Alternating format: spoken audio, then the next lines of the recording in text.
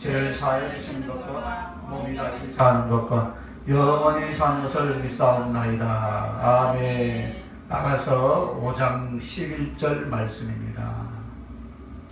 함께 읽겠습니다. 머리는 성분 같고 머리털은 고글고글하고 까마귀 같이 검구나. 아멘. 할렐루야. 오전에 머리는 정금 같고 이 말씀을 통하여서 그리스도의 신성, 그리스도의 진실하신 믿음의 주님, 가장 존귀하신 주님, 지혜의 주님, 이 사랑의 지혜라는 말씀의 제목으로 주님에 대해서 우리가 살펴보았습니다. 그러면 이 두 번째는 이제 머리는 고글고글하고 까마귀 같구나, 까마귀 같이 검구나. 이 말씀을 통해서 또 사랑의 지혜라는 말씀의 제목으로 은혜를 나누길 원하는데, 머리털은 고글고글하고 까마귀 같다, 까마귀 같이 검다. 이 말은 예수 그리스도는 우리의 지혜가 되어 주셨다라는 표현입니다. 즉 지혜를 주셨다 이 말입니다. 머리가 그리스도의 지혜로운 근본 속성이고 성품이라면 그 머리로부터 나오는 머리카락은 무엇인가? 우리를 향해 주시는 하나님의 지혜다 이 말입니다. 즉 머리가 정금 같다라는 것은 그리스도의 신성과 그의 진실하신가, 믿음의 주님 되신가, 존귀하신 주님이라고 말씀을 드렸습니다. 그러면 지혜의 주님으로서 그분으로부터 우리에게 하나님의 지혜가 온다 이 말입니다. 그래서 머리카락을 지혜로서 표현한 이유가 무엇이냐면, 자문과 이 요한계시록에도 이미 설명이 되었습니다. 머리카락이 자라나서 또 잘라도 또 자라나고 잘라도 또 자라나는 것처럼 우리 주 예수 그리스도로부터 그의 성품과 속성으로 나오는 지혜는 믿음의 사람, 순종의 사람들에게 끊임없이 지혜의 충족과 충만으로 임하고 부어진다라는 뜻에서 머리가 그분의 지혜라면 머리카락은 우리에게 주시는 주님의 지혜다 이 말입니다. 아멘. 그것을 지금 설명하는 것입니다.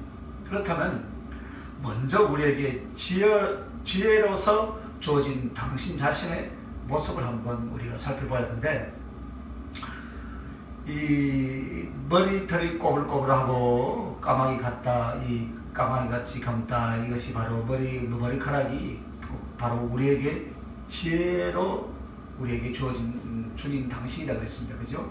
그러면 첫째는 영광의 주님, 영광의 주님이 우리에게 오실 땐 겸손으로라고 그렇게 말을 했습니다. 영광의 주님이 나 같은 죄인에게 오실 때 어떻게 오셨습니까? 낮고 천한 모습으로, 즉 겸손으로 오셨다 이 말입니다. 겸손으로. 그래서 영광의 주님이 나 같은 죄인에게 오실 때는 겸손으로 오셨는데, 그럼 검은 머리는 성경에서 크게 유익한 뜻으로는 별로 나오지 않습니다. 그래서 흰 머리는 지혜에 대한 상징이요, 영화의 멸관에 대한 상징입니다. 그래서 이 예수 그리스도의 형상을 비유적으로 요한계시록에 나올 때는 예수 그리스도의 머리와 그 털의 희기가 양털 같고 눈과 같이 희고 빛난다라고 그렇게 말씀을 했습니다.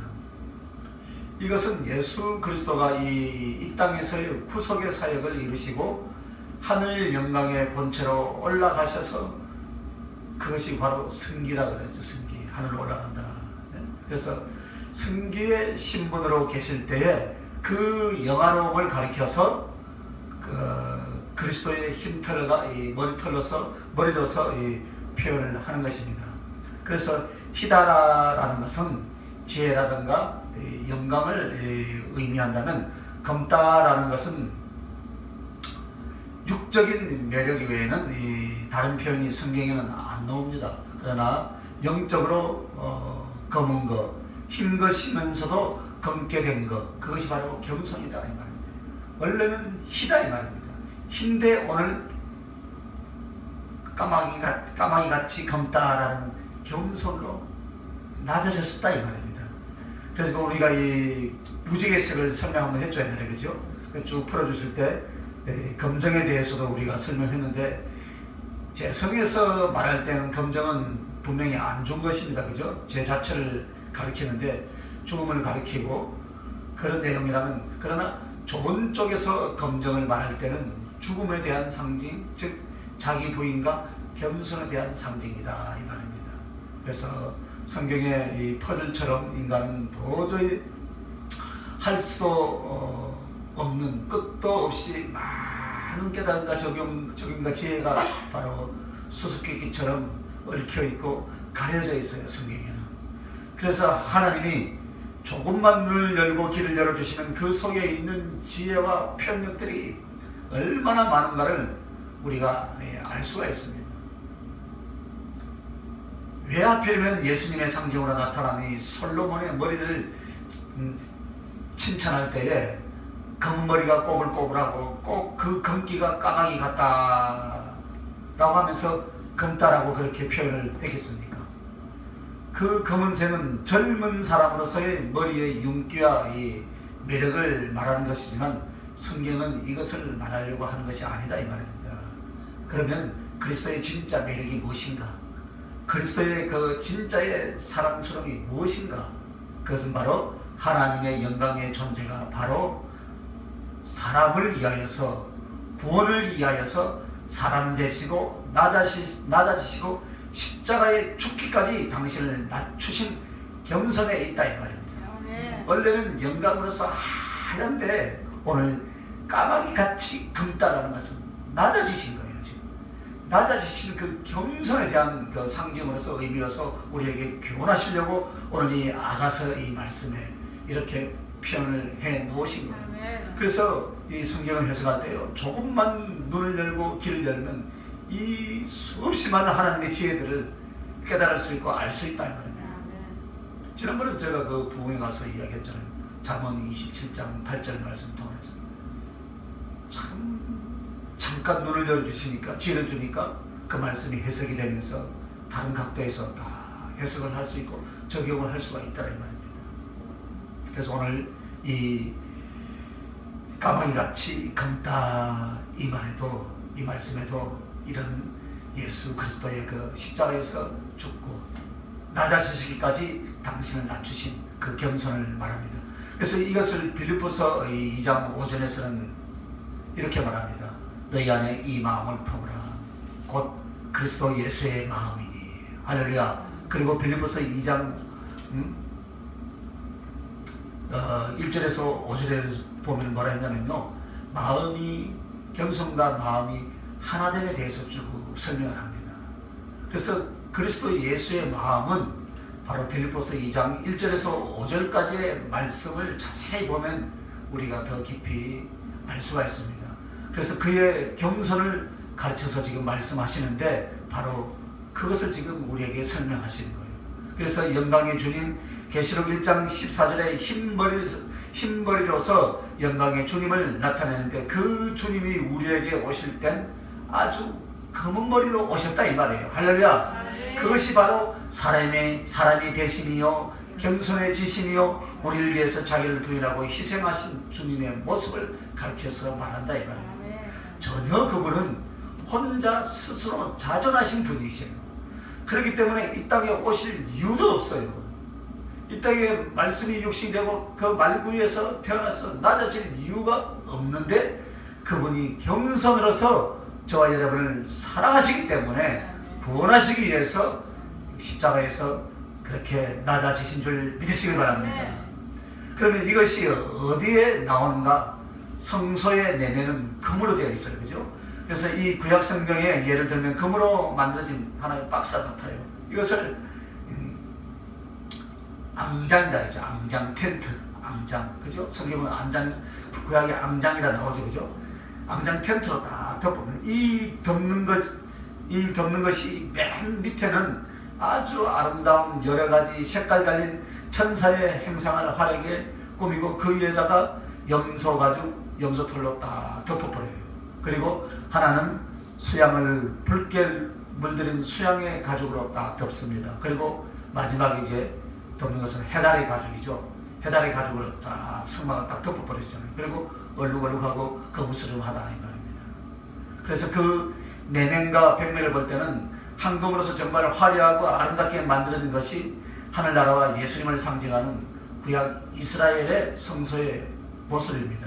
그러나 그것을 덮고 있는 머리 부분은 칙칙하고 어둡고 초라하기 그지없다 이 말입니다.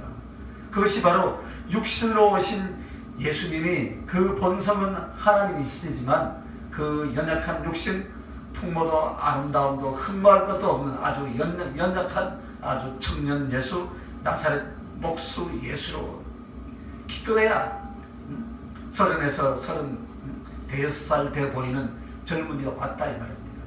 그런데 이 모습이 바로 영광의 하나님이 인간 대신 하나님의 종이 되어서 저와 여러분을 위해서 그 생명을 바치러 오신 것이 바로 하나님으로서의 겸손을 말하고 있다 이 말입니다. 이것이 흰머리의 영광스러움을 어떻게 해서요? 오늘 검은 머리로 표현하고 있는 그 모습을 가리켜서 말한다 이 말입니다. 그러므로 예수 그리스도의 검은 머리를 기억하시며 그의 영광, 나를 위해서 낮아지시고 죽음까지도 그리고 멸시와 모욕까지도 기꺼이 당해주신 그의 사랑의 겸손을 기억할 수 있길 예수님의 이름으로 축원합니다. 이것이 바로 지혜다 이 말입니다. 주님은 지혜의 탁월함을 가지고 사람을 착취하고 다스리는 위치로 보내는 것을 지혜라고 하지 않습니다. 그것은 강교다 이 말입니다. 간사하다 이 말입니다. 지혜는 무엇입니까? 하나님 앞에 낮아지는 것이다. 할렐루야. 사람 앞에 겸손하는 것이 지혜인 줄 믿으시길 바랍니다. 그것이에요. 사람 앞에 겸손하는 거예요. 그것을 우리에게 몸소 가르쳐 주신 것이 바로 예수 그리스도가 사람 대신인 줄 믿습니다. 그리고 우리를 위하여서 십자가에 죽어 주신 것인 줄 믿습니다. 그것을 영적인 비유로 바로 예수 그리스도의 검은 머리에 대한 상징을 지금 말하고 있다 이 말입니다. 그러니까 여러분, 머리털은 고물고물하고 까마귀같이 검구나 이게 그냥 흘러버리면, 오늘 이 설명을 듣지 않으면 여러분이 이것이 무엇인가 참 궁금하겠죠, 그죠? 이제 그 궁금증이 해결됐습니까? 네. 잘 배우시길 바랍니다. 그러면 머리털은 고불고불하고 까마귀같이 검구나, 두 번째는 무엇이냐면은, 첫째는 영광의 주님이 우리에게 오실 때는 겸손으로 오셨다면, 두 번째는 죄인을 당신 영광 삼으셨다 이 말이에요. 죄인들, 머리는 한 사람의 영광이죠, 그죠? 그래서 여자의 머리는 남자라고 성경은 말합니다. 그리고 남자의 머리는 예수 그리스도고, 할렐루야. 그리고 그리스도의 머리는 성부 하나님으로 그렇게 표현을 합니다. 그래서 머리라고 하는 것은, 머리는 바로 그 영광을 가르쳐서 말씀한다 이 말입니다. 그러면 그리스도는 누구십니까 여러분? 하나님으로서의 영화로우신 분이에요. 영화로우신 분이신데, 머리는 검게 표현한 것은 여러분, 나 같은 죄인, 이 나 같은 죄인들을 당신의 사랑으로, 당신의 영광으로 삼아주셨다 이 말이에요 여러분. 그래서 희라는 것이 당신의 본질적인 영광이라면, 검게 되었다는 것은 무엇입니까? 죄인들을 사랑하고 섬기기 위하여서 당신이 죄인의 모습으로 이 땅에 오셨고, 할렐루야. 죄악을 걸머지셨던 죄인의 모습으로 당신은 당신의 존재로서 이 세상 누구보다 더, 하늘과 땅의 모든 존재들보다 더 영광스러운 하나님이시지만은, 그 영광 보좌를 내려놓으시고 여러분을 찾아오셔서 여러분을 어떻게 합니까? 당신의 등에 태우시고 여러분을 안아서 높이 올려주시더라 이 말입니다. 그러니까 그분의 자랑, 그분의 멜류관, 그분의 영광은 바로 누가 되었습니까? 여러분과 내가 그분의 영광이고 그분의 자랑이 된다 이 말입니다. 그 이야기를 하는 거예요. 그래서 우리 주님은 하나님 스스로 얼마든지 영광을 취하시고 영화로우신 분이 바로 그분이신 줄 믿습니다. 그러나 그것을 영광으로 생각하지 아니하시고 이 하늘의 모든 영광을 다 포기하고 어디로 왔다고요? 이 땅에 오셨다 이 말입니다. 그것이 오늘 까마귀같이 검다 이 말이에요. 머리가 검다 이 말이에요. 나를 원래는 흰 머리털로 영광을 받으셔야 할 분이 그분의 본체이신데 저와 여러분을 구원하시기 위해서 검고 꼬불꼬불한 머리로 이 땅에 오셔서 우리를 당신의 영광으로 삼아 주신 줄 믿습니다. 죄만 피조물 된 우리들을 그의 생명과 사랑으로 건져주시고 우리를 사랑해 주셔서 높여주신 것이 바로 무엇입니까? 당신의 기쁨과 만족과 영광으로 생각하신다 이 말입니다. 바로 주님의 검은 머리는 그것을 오늘 가르쳐서 우리에게 교훈하고 있습니다. 그래서 아까 우리가 봤던 히브리서 2장 9절에 보면 존귀와 영광으로 간을 씌우신 주님 이렇게 말씀합니다. 그것은 바로 우리를 위하여서 생명을 바치시고 죽음을 맛보시고 그의 희생, 그의 제약을 담당하셨던 그 고난을 위하여서 그리 하신 줄 믿습니다. 그래서 또한 예수님의 죽으심은 우리의 제약을 인하며 예수님의 살아나심은 무엇입니까? 바로 우리를 의롭다 하기 위함이다 라고 로마서 4장 25절에는 말씀합니다. 그래서 여러분, 주님은요 욕을 먹고 주님은 정죄를 받고 주님은 고통을 당하시고 주님은 십자가에서 갈갈이 찢어지시고 여러분은 그 주님의 이름으로 하늘의 왕자, 하늘의 공주로서 하늘의 왕으로서 존귀와 영광과 사랑을 받게 된 줄 믿습니다.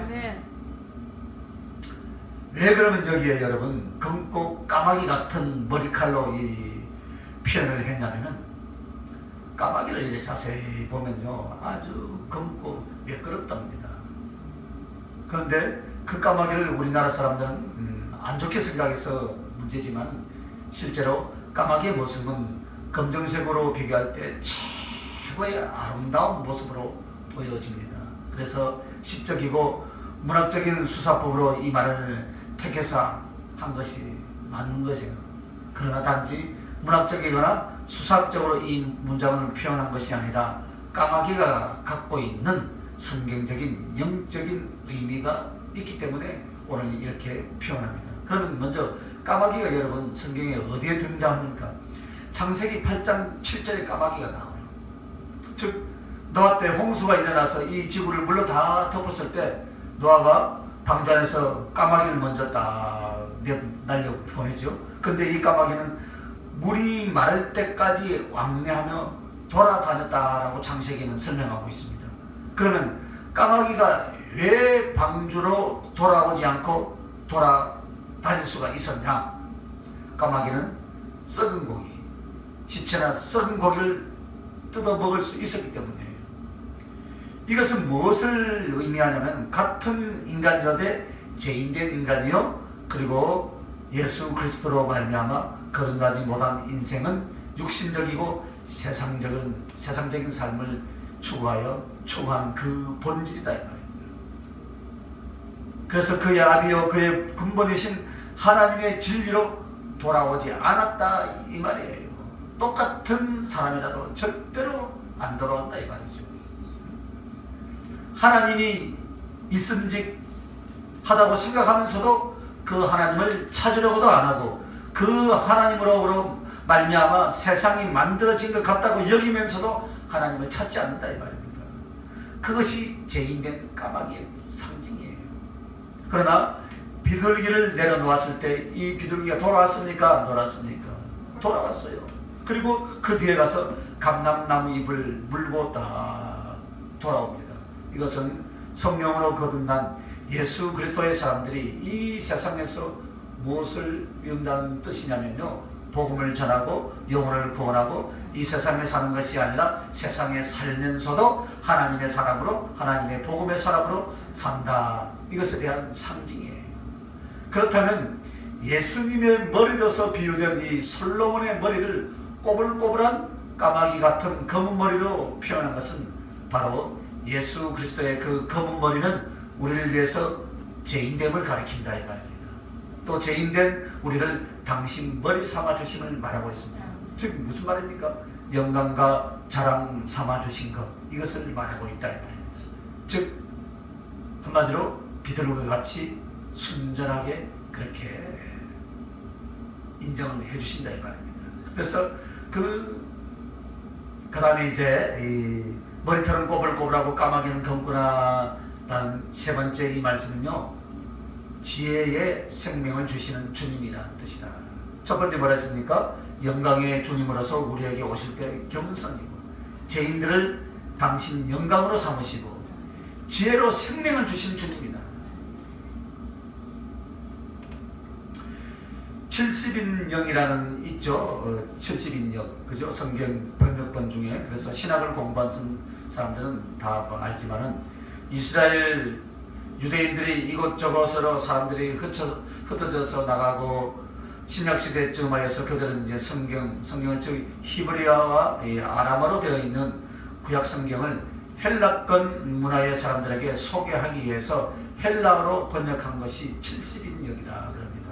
그래서 그때 70여 명이 모여서 유대 랍비들 또 성경에 정통한 자들이 모여서 번역 작업을 합니다. 그렇게 해서 나온 성경을 70인역이다라고 그렇게 말합니다. 그런데 그 70인역에 의하면 오늘 꼬불꼬불하다 이 말은 그것을 무엇으로 번역했느냐면 종려나무 연한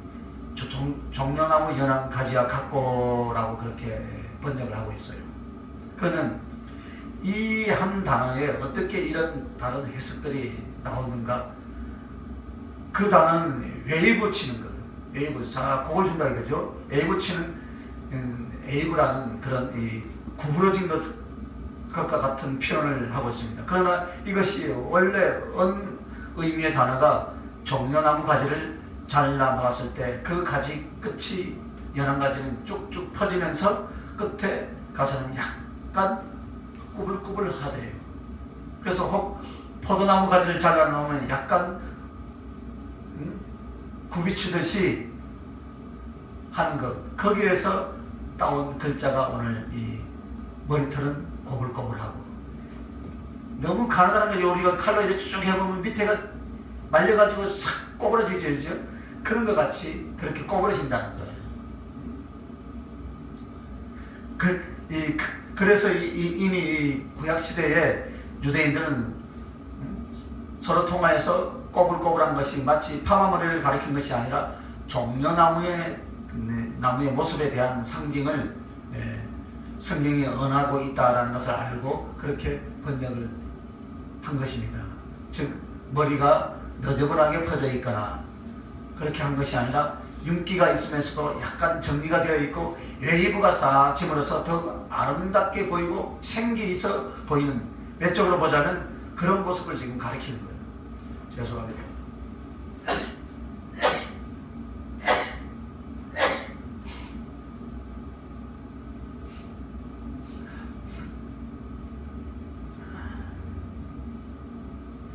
그러면 왜 종려나무 가지를 여기서 표현하고 있냐면은, 그것은 예수 그리스도는 검은 까마귀의 빛으로 빛나는 종려나무 머릿결과 같다라는 표현이 왜 나오는가? 종려나무는 바로 생명나무의 상징입니다. 한 번도 이 성경이 이런 것이 공개된 적이 없는데 계속해서 종려나무가 나오죠, 그죠? 종려나무는 야자수나무 쪽을 가리켜서 말을 하고 있는데, 이것이 바로 하늘나라 생명나무에 대한 상징이에요. 그래서 예수 그리스도와 하나님에 관계된 어떤 일들, 하나님 나라나 예수 그리스도에 관한 것들을 사용할 때는 항상 뭐가 나옵니까? 성경에 종려나무 가지가 나오더라 이 말입니다. 그래서 영생을 주시는 하나님으로서 예수 그리스도는 하나님 나라 혹은 에덴 동산에 있던 생명나무와 같으신 분이시다라는 것을 가리켜서 말을 하는 것입니다. 그러므로 예를 들어서 어디에 나오냐면 열왕기상 6장 29절에 보면 솔로몬의 성전 그 벽면에는 종려나무를 쫙 그려놓습니다. 또 구약시대에 심판하는 자리에 사사시대에 종려나무 가지를 가져다 놓았습니다. 그리고 요한복음 12장 13절도 보면 예수 그리스도가 이 마지막 예루살렘 성에 입성하셔서 그 다음 주에 이제 십자가에 못 박혀 죽으시는 그 주간 입성하실 때 많은 사람들이 자기의 옷을 깔고 혹은 또 밭에서 벤 나뭇잎들 깔아서 예수 그리스도의 그 왕되심을 왕 데려오심을 환영을 하잖아요. 그죠? 그러면서 그들의 손에는 뭐가 있었습니까? 종려나무 가지. 종려나무 가지를 들고라고 그렇게 나옵니다. 우리는 2000년 뒤에 사는 사람들이라서 2000년 전에 있었던 사건의 의미를 우리가 잘 모릅니다. 그러나 그때는 전부 다 알고 있었던 거예요. 뭐냐면 호산나 부르면서 예수 그리스도를 왕으로 구세주로서 맞이하면서 그들이 종려나무를 들었다라는 것은 이미 그들에게 종려나무는 그리스도 예수 그분으로 말미암아 생명나무에 대한 상징이다라는 것을 알고 모르고 이미 그들은 다 알고 있었다 이 말입니다. 그렇기 때문에 당신은 생명나무다. 나에게 생명을 주신다. 그래서 2000년 전에 이 성경이 기록될 때 이 신약시대에 예수님이 오실 때 종려나무 가지를 들고 있었습니다.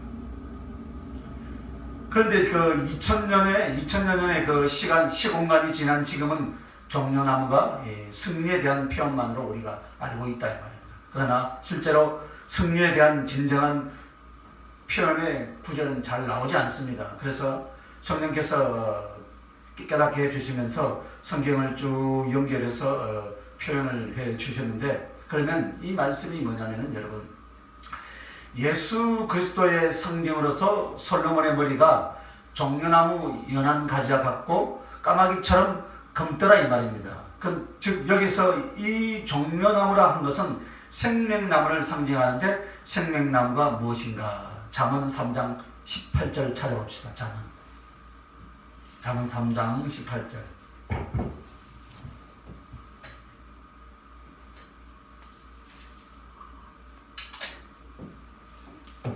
자, 읽습니다. 시작. 지혜는 그 얻은 자에게 생명나무라. 지혜를 가진 자는 복되도다. 할렐루야. 성경은 이렇게 말해주고 있습니다. 한마디로 하나님의 생명, 예수 그리스도를 통해서 주어지는 생명이 지혜로 말미암아 생명을 얻게 된다는 말입니다. 그래서 세상 사람에게 있어서 가장 중요한 것이 무엇입니까, 여러분? 물질입니까? 지식입니까? 연애에서 얻는 애정의 감각입니까? 혹은 남들보다 잘 사는 삶입니까? 그것을 위해서 영혼을 바치고 생명을 바치고 우리가 청춘을 바친다면은 그것은 성경은 지혜라고 말하지 않습니다. 성경은 그런 사람들을 가리켜서 우둔한 자라고 그렇게 말을 합니다. 왜냐하면 내 미래가 있고 내 내세가 있다 이 말입니다. 30년, 70년의 일생이 아니라 너의 하나님이 있고 하나님께 나아갈 사람이며 하나님 나라가 있고 지옥이 있다. 그렇다면은 지혜로운 자는 하나님과 그 진리를 알아볼 것이요 그분을 향한 믿음을 통하여서 하나님의 생명과 구원을 얻을 것이다. 그래서 예수 그리스도의 머리가 지혜로서 주어질 때에 우리에게 그 지혜로서 생명을 주신다라는 것을 이 구불구불한 그 웨이브같이 머리가 상징한다 이 말입니다. 구불구불하다. 그러니까 이 성경이 얼마나 깊은 거예요, 그죠? 성경을 이 강의하는 데 있어서요, 단어 하나, 그 내용 하나를 풀어내는 데는 상당히 많은 깊이가 있어서요, 성경 강의를 통해서 그 지식과 거기서 또 주시고자 하는 그런 교훈들은요, 예수 주시고자 하는 그 교훈을 얻으면서 또는 때로는 영적 감동을 우리가 주실 줄로 우리는 믿습니다. 그래서 계속해서 이 말씀은 검은 머리는 예수 그리스도가 우리에게 오실 때 겸손으로 당신 자신은 낮아지시고 죄인된 우리를 높여서 영광과 자랑 삼아주신 모습이라면 그 꼬불꼬불하다라는 표현은 종려나무에 대한 상징으로서 그것은 바로 예수 그리스도의 지혜가 우리에게 주어질 때 생명이 되더라 이 말이에요. 그것을 여기서 지금 가르쳐서 말씀하고 있다 이 말입니다. 그러니까 이 영적인 비밀, 성경을 볼 수 있는 이 영적인 눈이 조금만 터치가 되면은 이 안에 있는 깊이 숨어 있는 그런 깊은 내용들을 우리가 터치할 수 있는 줄 믿습니다. 성경이 어렵죠, 그죠? 어려우면서도 쉬워요, 알고 보면. 그래서 이제 머리털은 꼬불꼬불하고 까마귀같이 검구나라는 거기에 대한 이 사랑의 지혜에 대해서 우리가 알 수 있겠죠, 그죠? 영광의 주님이 우리에게 오실 때는 겸손하고 죄인된 우리들 당신의 영광으로 삼아 주실 뿐만 아니라 지혜로서 우리에게 생명을 주시는 그것이 꼬불꼬불 종려나무 거기까지 연결되었어요, 그죠? 그리고 이제 마지막 결론이에요. 사랑의 지혜 부분이에요. 오늘 말씀의 제목이 무엇입니까? 사랑의 지혜다. 그래서 열왕기상 17장 4절 6절 말씀에 보면 예수님의 상징이 뭐로 나왔습니까? 까마귀로 나옵니다. 까마귀. 그죠? 창세기의 그 까마귀의 모습은 죄인된 우리들의 모습이고 죄인된 모습을 입고 찾아오신 예수 그리스도에 대한 상징으로 말하고 이제 그 까마귀는 열왕기상 17장 4절 6절에는 엘리야를 어떻게 합니까? 떡과 고기로 먹이던 존재였어요. 우리는 그런 말을 하죠, 그죠? 힘들고 어려울 때 하나님께서 까마귀를 보내주었다. 할렐루야. 오늘도 까마귀를 보내주시고 내일도 까마귀를 보내주시고 할렐루야. 그래서 그 까마귀는 아가서의 솔로몬의 머리를 빗대어서 말한 예수 그리스도에 대한 표현입니다. 그러면 떡과 고기가 무엇이겠습니까? 열왕기상 17장 4절 6절에 나오는 말씀. 그래서 떡은 말씀에 대한 상징이죠. 고기는 성령님에 대한 상징입니다. 그래서 우리에게는 세상에서는 주님이 어떤 존재인가, 까마귀 같은 취급을 받았다 이 말이에요. 별 볼 일 없는 존재, 검고 흉측해 보이는 새. 그러나 그것은 선지자 엘리야를 어떻게 했어요? 여러분, 먹여 살리더라 이 말입니다. 선지자 엘리야는 오늘 우리 성도들에 대한 표현이잖아요. 그죠? 성도들에 대한 표현이에요. 그러니까 우리도 까마귀가 와서 먹였다 하죠, 그죠? 그래서 예수 그리스도는 낮아지시고 겸손히 당신 자신을 사람 되어 이 땅에 보내어서 처참한 죽음과 횡벌 속에서 그 몸을 찢어서 생명의 떡으로 그 피를 쏟아 참 음료로 우리에게 주셨는데, 바로 당신의 살이 떡으로 표현되는 말씀이요 당신의 피가 사랑이며 성령에 대한 상징이다 이 말입니다. 이렇게 해서 예수 그리스도가 우리를 위하여서 오시되 지혜로서 우리에게 주신 줄 믿습니다. 그래서 그 지혜는 생명이 되셨다 이 말이에요. 그런데 그 생명은 바로 말씀과 성령으로 우리에게 주셨다 이 말이에요. 할렐루야. 그러면은 여러분, 사랑의 지혜 이 부분에서 그리스도는 우리를 머리를 삼아주시고 멜류관을 삼아주셨으니 이제 우리는 어찌해야 되겠습니까, 여러분? 지금까지 저는 얼마나 많은 사람들을 만났는지 참 모릅니다. 제가 예수님을 알고 난 뒤에 정말 주님을 믿고 구원을 얻고 또 하나님의 특별한 은총과 능력으로 주를 섬겨가는 사람들이 있는가 하면 그냥 스쳐 지나갑니다. 즉 복음을 받아들이고 예수 그리스도를 구주로 영접하지 못한 채 떠나간 사람들도 주변에는 상당히 많이 있었습니다. 왜 그렇게 했습니까? 그것은 그 영혼의 지혜를 사모하고 그것을 얻지 않았기 때문이에요. 왜 여러분, 참 지혜, 돈 좀 더 버는 지혜가 아니라 여러분, 남들 앞에 좀 뻐기고 살 수 있는 그런 지혜가 아닙니다. 우리 아들이 좀 공부를 잘해서 더 어떻게 잘 풀려지고 좋은 대학 가고 좋은 직장 가고 그런 지혜가 아니라 근본 지혜, 할렐루야, 하나님을 알고 생명을 얻는 지혜, 인생의 참 행복과 합당히 사는 지혜, 살아계신 하나님과 사랑을 나눠서 천국까지 이어지는 지혜, 그것을 영원 근본으로 삼아야 할 줄 믿습니다. 성경의 중심이라는 단어는 그냥 마음이라는 표현이 아닙니다, 여러분. 영의 더 깊은 곳이다 이 말이에요, 여러분. 영 속에서도 심령 속에서도 더 깊은 곳이라는 표현입니다. 그 말은 인간의 영혼의 가장 깊은 곳에서 지혜를 알고자 하고 지혜를 깨닫고자 하는, 또 그리고 생명과 하나님을 알고자 하는 이런 영혼의 갈망이 일어나는 사람은 어떤 방법으로든 다 주님이 만나 주셨습니다. 아멘. 그러므로 여러분 어떤 것으로도 변명해서는 안 돼요. 그래서 여러분 참 지혜가 무엇입니까? 참 지혜에 대한 갈망이 있는 영혼은 어떤 방법으로도 하나님은 그 사람을 만나 주시죠. 그죠? 아멘. 그것이 하나님을 알고 나를 알고 그러니까 나를 보내주신 그 하나님을 위해서 나의 생명을 다 바치고 의지하실 분이라는 것을 아는 것, 이것이 참 지혜인데 예? 그 지혜를 우리를 하나님, 그래서 오늘 여러분과 나는 무엇입니까? 그 지혜 대신 예수 그리스도를 받아들이고 하나님의 나라와 생명과 삶을 갖게 해 주신 줄 믿습니다. 그러므로 오늘 여러분과 나는 주님의 그 지혜로 말미암아 우리를 하나님 나라의 영광과 존귀의 존재로 만들어 주시고 예수님의 멸류관과 자랑이 되게 하신 줄 믿습니다. 자, 사랑의 지혜로서 두 번째는 무엇입니까? 우리가 주님의 자랑이 되고 주님의 멸류관이 되고 주님께 영광을 돌려드리기를 원한다 이 말입니다. 무엇으로요? 여러분의 지혜로서 그렇게 돌려드리기를 원하십니다. 그럼 그 지혜가 무엇이겠습니까 여러분?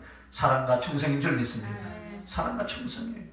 사람이 하나님 앞에 지혜를 얻었다, 또 지혜로운 사람이라는 것이 무엇이겠습니까 여러분?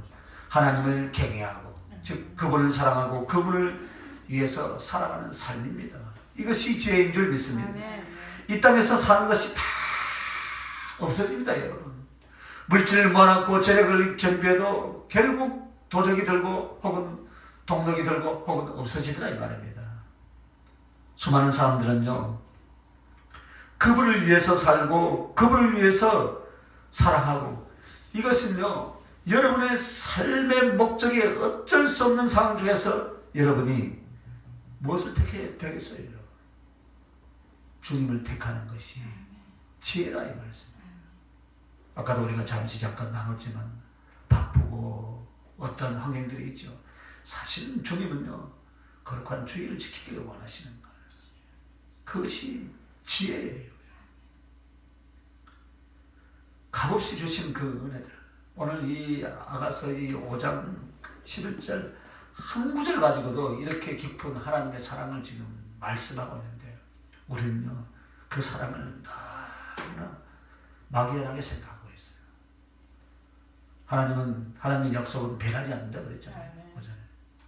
그래서 여러분 이 땅에 사는 거 다 없어져요. 그죠? 물질을 모아놓고 재력을 겸비해도 결국은 다 없어집니다.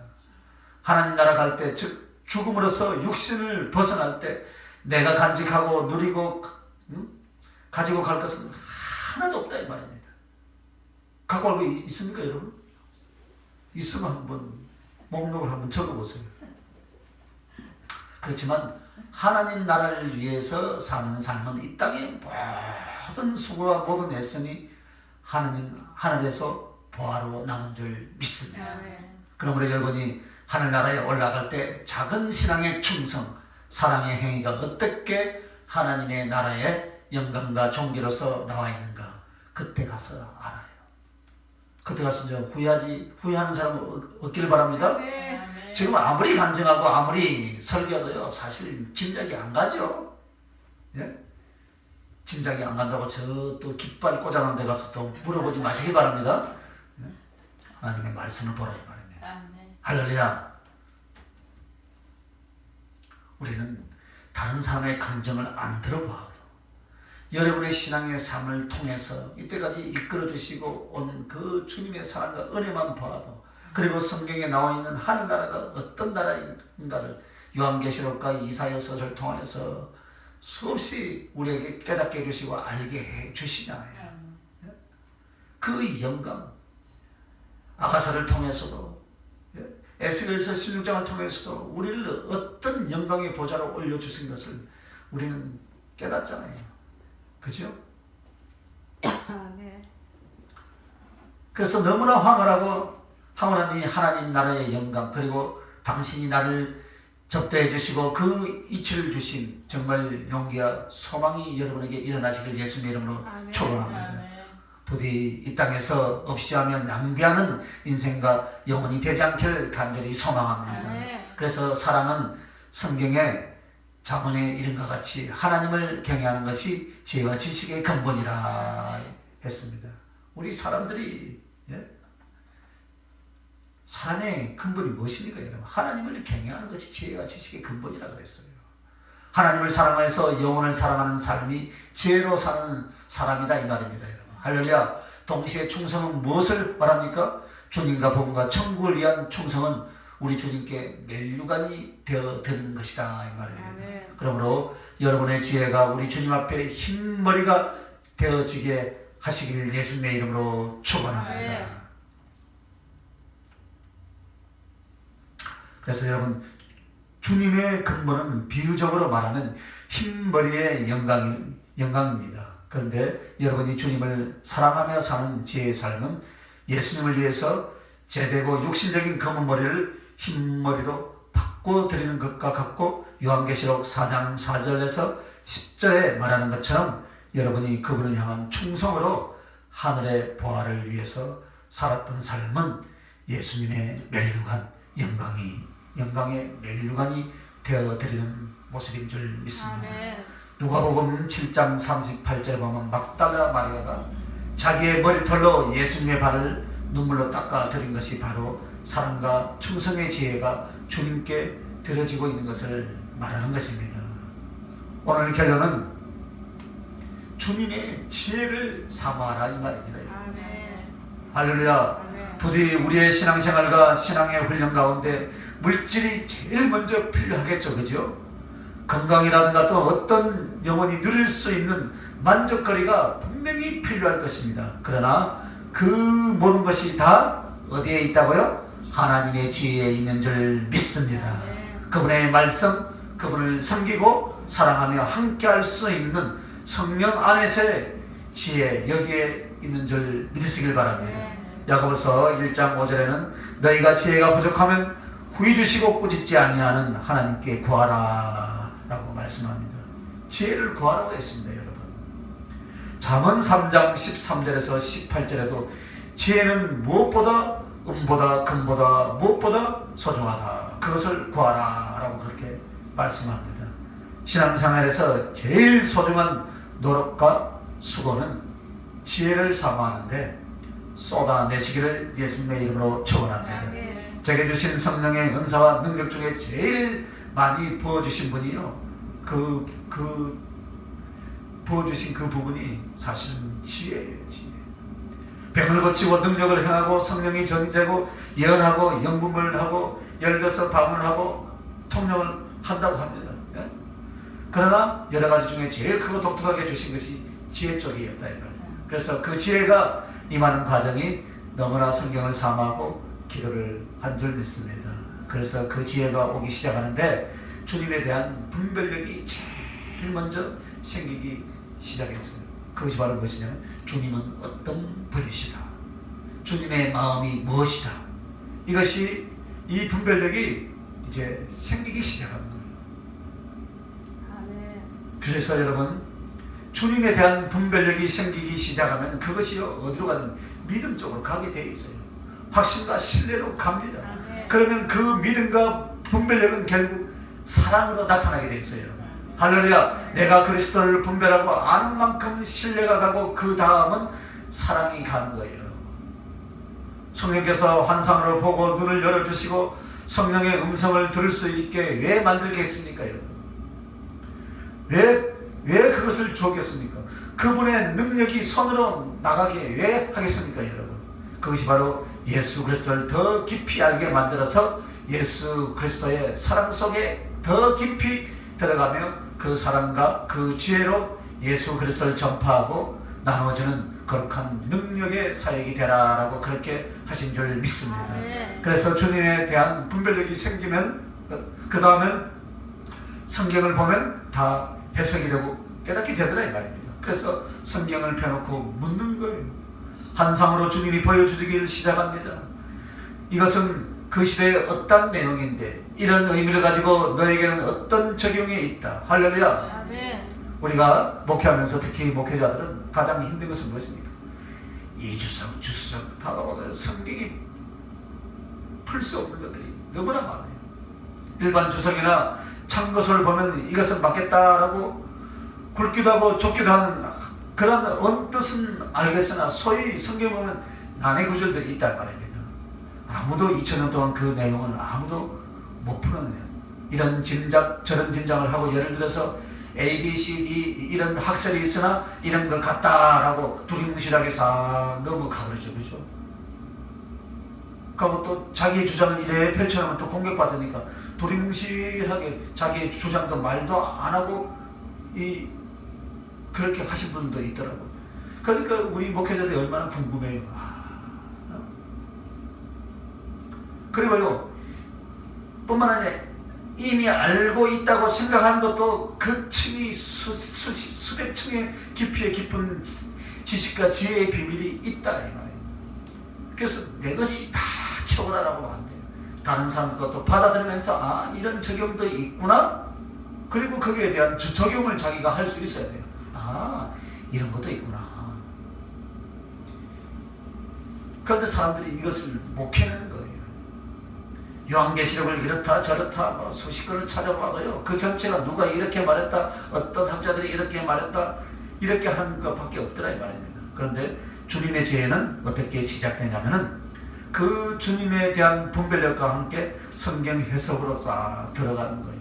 그리고 이 뜻이 무엇이며 삶에 어떤 의미를 갖고 있고 어떤 적용과 어떤 영적 적용을 가지고 있는지 이것을 한량없이 풀어내기 시작하는 거예요. 할렐루야. 단지 머리 회전이 아니고 보여주고 듣게 하고 질문하게 하시고 대답해 주시고 그렇게 하면서 하나님의 말씀을 대언하는 쪽으로 가기 시작한다 이 말입니다.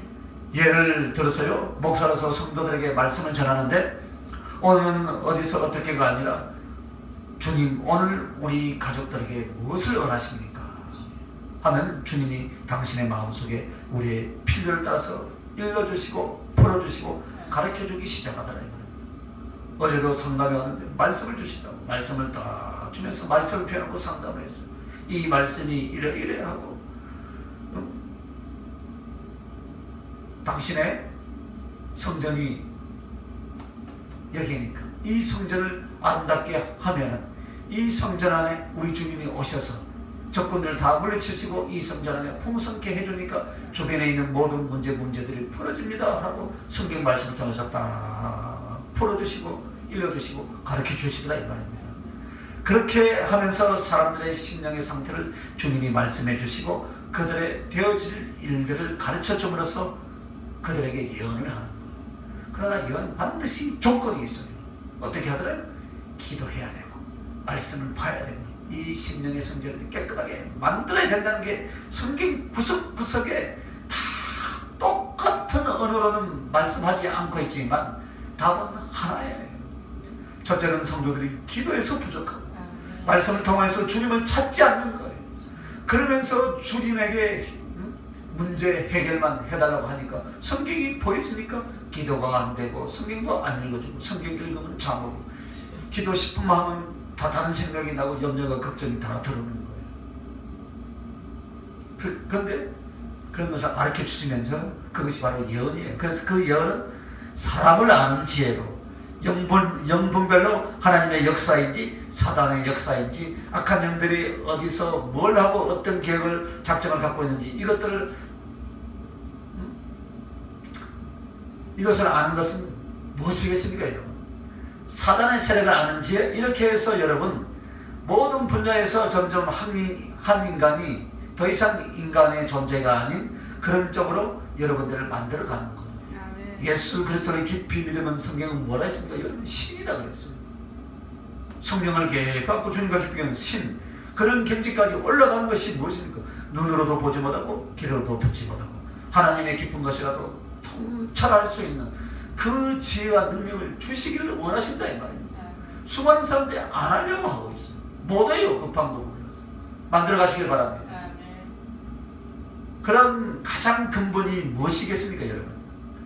그런 쪽으로 만들어가는 가장 근본이 예수 그리스도를 알되 그의 은총과 사랑스러움을 믿음으로 영접하여서 예수님을 생명으로 모시는 지혜, 이것이 시작이며 이것이 열매인 줄 믿습니다.